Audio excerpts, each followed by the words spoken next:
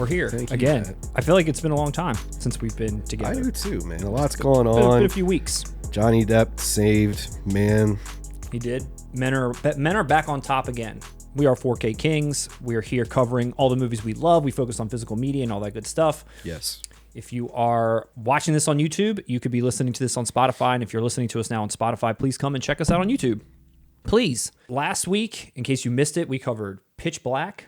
We revived Tom Cruise's career by talking about Edge of Tomorrow. Basketball didn't really do so well, but you know. I'm telling you, it's a slow burn. That's a movie. You'll just be searching around YouTube one day. Hey, I want to hear somebody talk about basketball, and there aren't hundreds of videos about it. There's one. And we've got it. We're also going to be this week going through some of our questionable pickups. What does that mean, Matt? It means movies we bought that people are going to think we're dumb for buying, or movies that are probably objectively terrible, but we like them for some reason. I'd say the majority of my collection I'd consider questionable pickups. Yes, for sure. Ton of Blue news this week, so we have a lot to cover. Before we get started, just a couple of updates that I wanted to make sure we mentioned. As I said a moment ago, we revived Tom Cruise's career by covering our Edge of Tomorrow video. The world saw it, and then they said, you know, we forgot about you, Tom Cruise. We got to go see Top Gun Maverick. Thank you. But at the time when we talked about it, there was only a steelbook from Best Buy announced. Our good friends at ZAVVI putting out their version of Edge of Tomorrow in their ultimate collector's edition steelbook. Look at this bad boy. I mean, you got this nice package that goes around the steelbook, then all the nice little booklets and posters coming in at $51.99. I don't mind that price, but I would have liked, I don't know, $44.99. If you're interested in getting something that's a little bit more robust for your Edge of Tomorrow Live, Die, Repeat, check this one out, August 1st. I saw a couple of interesting things this week from Arrow. I don't know if you had seen any of these things. Last week we talked about how there was a little bit of a flub with the art on one of those releases that they had put out in comparison to a Criterion version. There was a tweet that a guy from Arrow had put out just saying, I don't know how we missed this, we're going to make this right and all this stuff. Well, this week, that same dude said that, hey, this is my last day. And apparently moving on to do their own thing. They're starting their own label. I'm moving on to do my own thing instead of ripping off other covers. Yes, basically. So a little bit of a exodus at Arrow. Exodus at ZAVVI. Exodus at ZAVVI. True. ZAVVI's running a tight ship. True. They told Fran to pack their shit and get out after that. And then I got an email from Second Sight stating that The Witch is going to be delayed a little bit further out in June than was initially hoped, because I guess Robert Eggers is doing the oversight of the HDR grade for that, and he just was able to get to it and finish it up. So they're saying, you know, now that it's done, now we'll have to push it out after we have to do our normal QC and all that stuff. So Second Sight's a little different. Letting everyone know. Yeah. Why? Because they're awesome? Yes, they're transparent and awesome and taking their time and communicating it. I would rather have that than every Arrow film I buy, I have to get a replacement disc on. Agreed. And then before we jump into the news, one last thing. Our good friend Ray Liotta has passed. And I'm going to tell you right now, I don't think I saw nearly enough coverage. Fuck you. I feel like a lot of tragic things like took place like right around the same time he passed away, and he just got buried at the bottom of everything. Everything I saw was just Goodfellas, Goodfellas, Goodfellas. And the man was a great actor who was in tons of quality films. Obviously, Goodfellas is a perfect film. I mean, it's the height of his filmography, but watch Something Wild. If anyone out there has never seen Something Wild, I'll sell you on it this way. It's the movie that convinced Scorsese to cast him as Henry Hill. He terrified me. Yeah, he's terrifying in it. The first hour almost has a different tone until his character shows up. Yes. Then shit gets dark. That's the first movie I ever saw with him in it. Once I saw Goodfellas, I said, oh, that's the guy from Something Wild. And I agree with you 100%. In the very beginning, it's fun. Jeff Daniels, Melanie Griffith, they're having a little fun affair like around town or whatever. And then all of a sudden he shows up and there's like robberies and people are getting the shit beat out of them. And there's like killing at the end. Yeah. It's like great film. It's an awesome movie, and he's terrifying as shit. He has a warmth to him too. I mean, even if we want to stay on this genre of films, Blow, he's the heart of that movie. Is the dad? You feel terrible for him. He does have warmth. What was that? Corinna with Whoopi Goldberg, where he falls in love with her, and he has like a little daughter or something. What's it called? We miss you, Ray Liotta. Rest in peace. Well, we miss you. So this week, we're going to be covering all the Blue news up front. We're going to cover everything that was announced. We're going to talk about all the specs, all the dates, everything that we have, and all the releases that we think look good that have been announced maybe over the past week or so, and what should be something it's interesting to look forward to in the coming months. And then when these get released, we'll revisit them with maybe more of our thoughts on the movie itself. But for now, we'll just go through. Sylvester Stallone. This time, he's fighting for his life. First Blood. Out August 22nd on 4K Ultra HD from ZAVVI in partnership with EverythingBLU is Rambo First Blood. The most surprising part of this to me is the EverythingBLU like reemergence, like being back from the dead, and all of a sudden just kind of appearing here and doing the packaging and the artwork and everything for this Rambo release that ZAVVI's putting out. Yeah, EverythingBLU got Fran's job.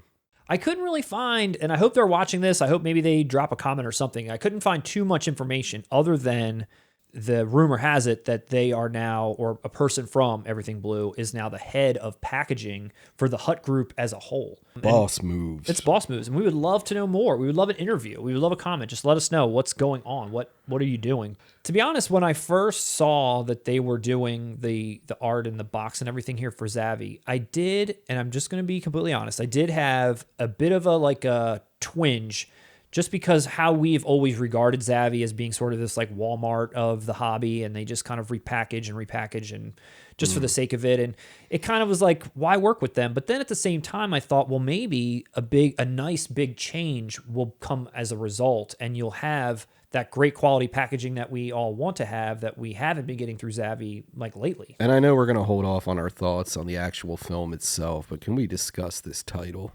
Rambo First Blood, Indiana Jones and the Raiders of the Lost Ark. Like, no, it's called First Blood. That's the name of the movie.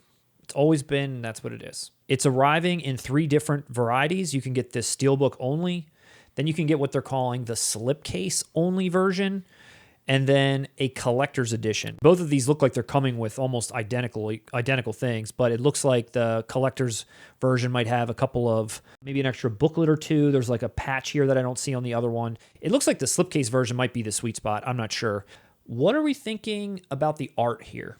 I think it looks like Frank Stallone on the cover. I was going to say the same thing. Were you Dude, really? I swear to you. I just thought of that. I'm looking at it. I'm like, he looks like Frank Stallone on the cover. I think the outer box looks cool, the front, the back of it. But when you get to look at this steelbook, he either has too much hair or too small of a head. But he looks like Frank Stallone here. But to be fair, he looks like that in the movie. It's not that far off from what he looks like in the movie. His head looks a little out of proportion. Well, if you're a Rambo fan, get pumped.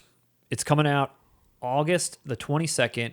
Again, this is going to be probably one of the better packages you've probably received from this company now that EverythingBLU is involved. I will say most of the EverythingBLU releases in the past did have a set amount. I don't know how many they're going to produce for ZAVVI. They didn't give any numbers, but I would assume that these are probably going to be a little bit limited. There's nothing innocent about Child's Play. Just announced yesterday is Child's Play. It's coming out August 16th in 4K Ultra HD. Child's Play 2, and Child's Play 3. You can get them individually or in one massive collector set. There haven't been any features announced, but they claim that there will be new features for 2 and 3 at least. Usually, as we've seen some of these Scream Factory releases that get re-put back out in 4K, they just kind of have the same stuff. I haven't seen too much new, but they're claiming 2 and 3 will have some new. Scream Factory's put this exact same sort of thing out in Blu Ray back in the day. They also gave you the original Nice Guy doll, but this one's burnt and, like from the end, which I think is kind of a cool, at least, twist that they're giving you something new with this re-release. You're getting posters of the original artwork. You're getting new art. You're getting posters for the original and new artwork. You're getting different slipcases for 2 and 3, pins, postcards, a charred Good Guys doll. It's funny. I owned the original Child's Play, the Scream Factory one, but then I bought that yellow box set, which I regretted immediately. And the reason why I bought it without seeing the last entry at that point. It was right before the remake. And the last entry ruined what, in my opinion, was the best horror franchise. I'm not saying that any Child's Play individually is better than, say, Nightmare on Elm Street or Halloween or anything. But as a franchise, I think this is the most consistent franchise. All of them are entertaining in their own right. I mean, 3's a little weak, but even I have a soft spot for it. I used to watch it a lot as a kid. 2 is an excellent sequel. 2 is almost better than 1, and 1 I'd consider a horror classic. This is a beautiful set. I just don't understand why stop at 3. I mean, it has to be a rights issues thing. You can get them singly, certain bundles. You can get the 3 together. You can get 3 with the pins. You can get the pins and the doll. You can get, I mean, I think it's cool that they're giving you all these extra slipcases too. So the one that we're looking at right here, the mega set that comes with everything, including the doll, the pins, all 3 and everything here, $210.93. Yeah, nope, skipping it. So if you get rid of the postcards and the pins, you go down to $153.90, and that gives you all 3 movies, the extra slipcases, all the posters, and the doll. No. If you go down to just the movies, the extra slipcases, and the posters, now we're at $113.94. It seems like they're doing a bang-up job with it. You're getting a lot of cool stuff. I'm just one of those people. It bugs me because I like some of the most of the sequels past 3. So to me, it feels incomplete. Well, this comes out August 16th. And around the time when this comes out, we'll come back and we'll talk about this again. We'll cover one of the greatest horror franchises of all time. And then at that moment, when we cover it, you can let the audience know if you ended up buying it or not. Flatliners. Some lines shouldn't be crossed. Flatliners in 4K. So it's out August 1st here, August 2nd in the UK. And it's just one of their like regular size editions where it's just, there's nothing fancy with it. It's not a big box. There's no poster or anything. It's just fresh transfer, fresh features, all that stuff. And I was actually kind of impressed in this scenario because they've got their, 4K restoration from the original negative, approved by Jan de Bont himself, who I did not know was involved. In addition, look at all these people there's new interviews with the screenwriter, Jan de Bont's coming back, some chief lighting technician, an assistant director, a production designer, art director, James Newton Howard, the composer, and a costume designer, and the person responsible for the transfer itself. All of those are individual interviews. So people are pumped to talk about Flatliners. You Flatliners fan? Never saw it. Flatliners. I always got the impression this is one of those movies. I was like, who likes this? I've never heard anyone be like, God damn, did you see Flatliners? You never saw Flatliners? Never in my life. Even when it was remade, I was like, why? Like, who is the demographic to see their beloved Flatliners updated? It's the title. That title's a banger. Flatliners? That is a dope title. It is a dope title. Flatliners. And it's a dope premise. It is. And that's what makes it crazy. I'm like, and the cast. And it still feels middle of the road. Think of all the cast. Think of the cast. I think the cast is the problem, honestly. Kevin Bacon? Yes. Well, hopefully they can get it right. Hopefully there's no disc replacement on this. Friday the 13th. They're putting out the original Friday the 13th in 4K. This is the first time that a Friday the 13th movie is coming out in 4K. Well, this one's coming out September the 13th from Paramount, and it's one movie, 2 cuts. When I saw this, I was like, is this now like the time where we're going to start double dipping in this arena? Because apparently there's already, the first 4 already have some 4K transfer out there that was used for the Blu-rays of the Shout Factory box set.